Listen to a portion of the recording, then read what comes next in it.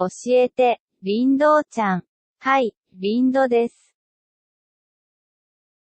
The yanderes. They're polar opposites to the tsundere waifu material type, suppose.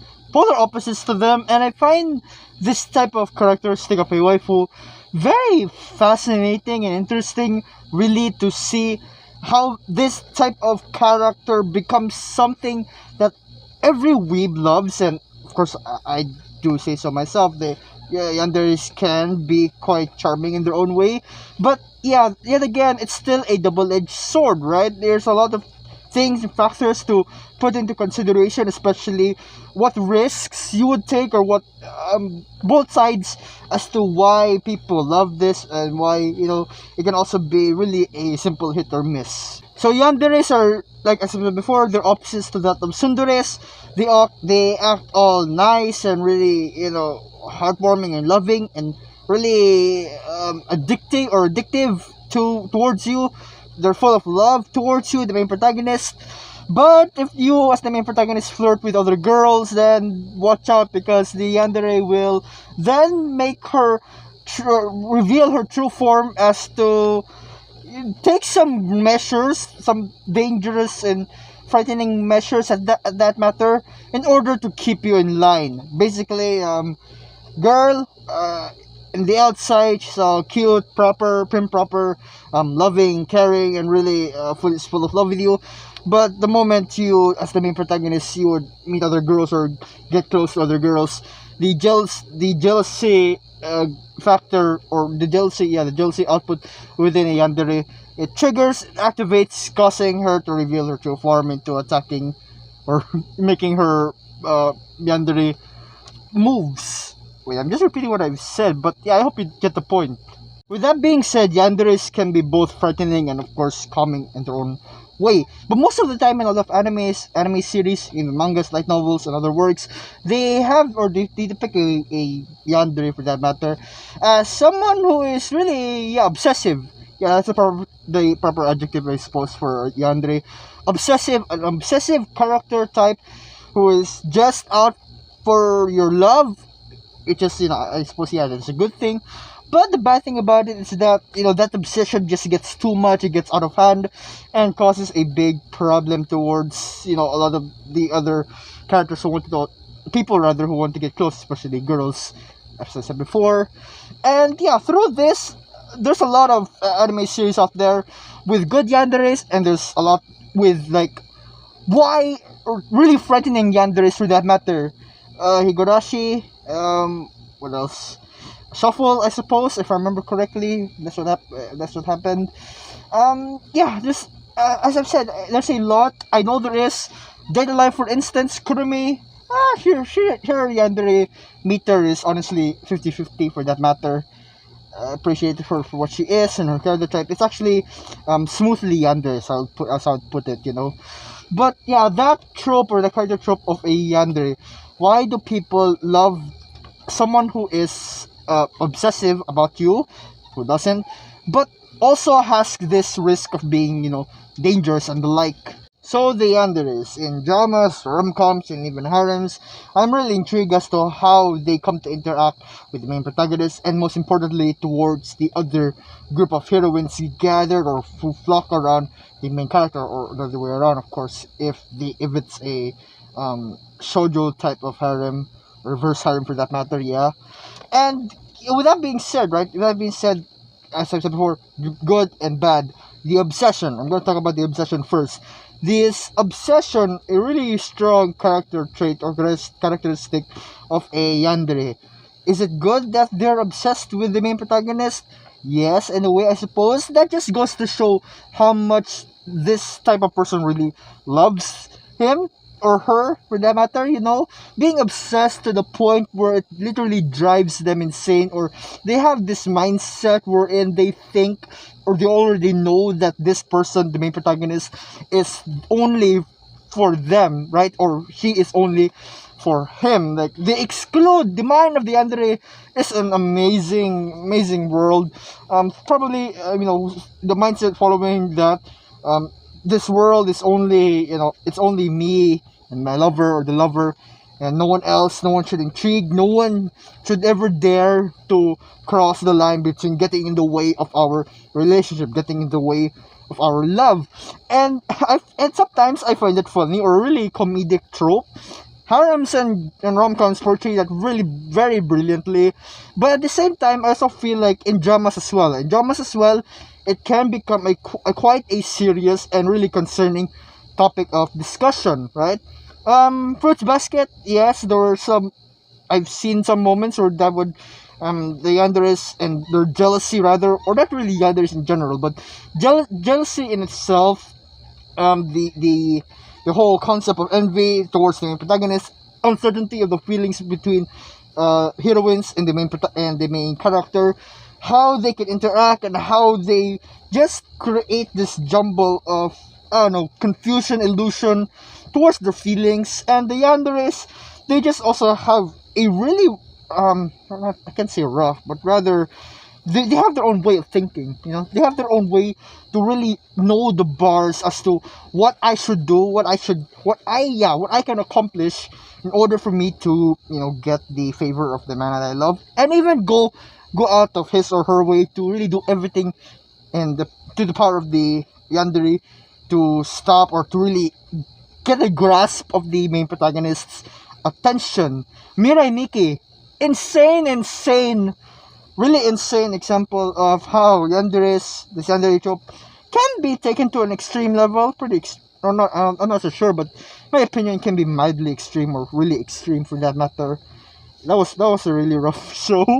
Mirai Nikki, was it Yes, the main heroine. Yeah, Mirai Nikki, and it's centered around the yandere. Okay, so that Mirai Nikki, for example, right? Mirai Nikki, you have a yandere, and it's not a harem type, it's not a rom-com type, it's a really serious supernatural action type of series, thriller.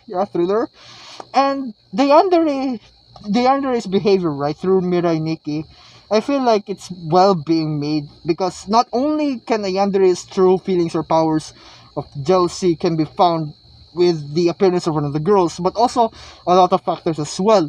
Basically, anyone or anything that tries to hinder the relationship or tries to close the boundary between the two of them, or gets in the way of the love between the yandere and the main protagonist, then the yandere would just go all out, blasting here and there.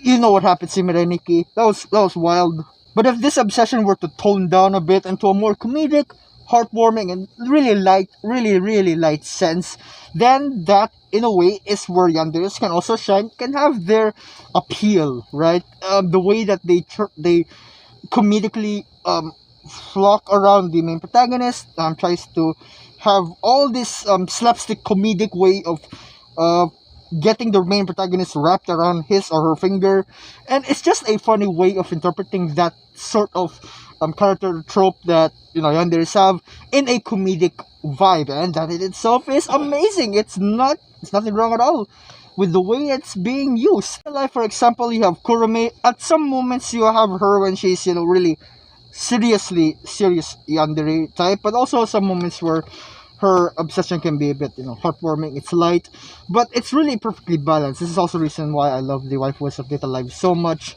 Well balanced characters. Definitely suggest you check them out. Sufficing to say, the genre or the era of yanderes, I'm not so sure if any shows this season even has one. Oh yeah, there was one in a bit, from Slow Life, Drugstore in Another World, Slow Life of a Cheat Pharmacist, and a couple of others, I suppose. But really, the aura, or the essence rather, of a yandere, how they are obsessed with the main protagonist, and how they they go out of their way in order to gain his or her love and affection. It's just both comedic, and at the same time, at moments, it can be a bit serious.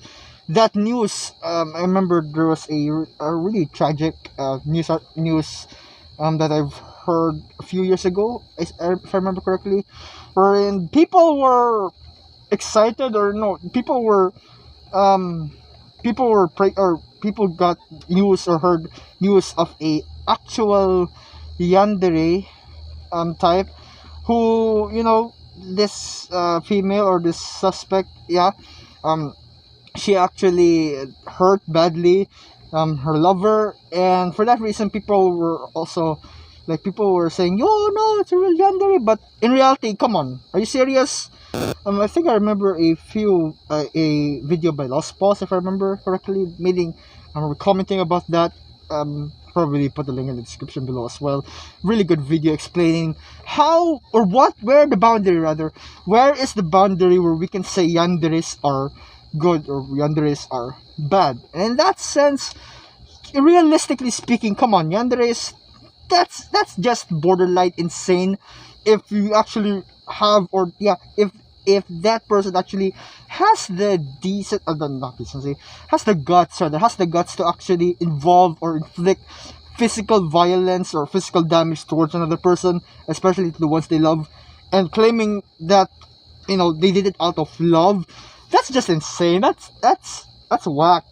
That's a whack train of thought, and I'm also really concerned for that as well. In anime, light novels, manga, it is fiction, right? It is fiction. It is a way it is a trope, a characteristic trope that authors use in order to elevate the story, add a bit of spice, and create, a waifu in which we as the anime readers or watchers would come to love or enjoy because it matches his or our own tastes, right? As I've said before, waifus come out different shapes and sizes, and really depends as to how you would interpret them as such. Would you come to love yanderes for their obsession, for their whole gimmick and their whole characteristic trait in itself, character design wise, their motives as to why they are yanderes in the first place, so on and so forth. Yanderes, all in all, really just it's a hit or miss. I understand that a lot of people really like yanderes, for whatever reason that they have. Even I come to love and understand a yandere as well, because of because of their insane passion and obsession, really drive to do anything for the main protagonist for reasons of guilt, just plain pure love towards the character, or something that might have affected her in the past, like such as a trauma and the like. But yeah, I feel like yanderes, we should not only they should not only be obsessed about us, but we too in return should be, we should just approach them with love and care. And essentially, in a lot of animes as well, they predicted they depicted it as such, just showering them with love, not too much love, because the yandere might have thoughts that the main protagonist would already be, or is already locked in towards having her as the best girl. But sufficing to say, yanderes, all in all, they are a really very interesting.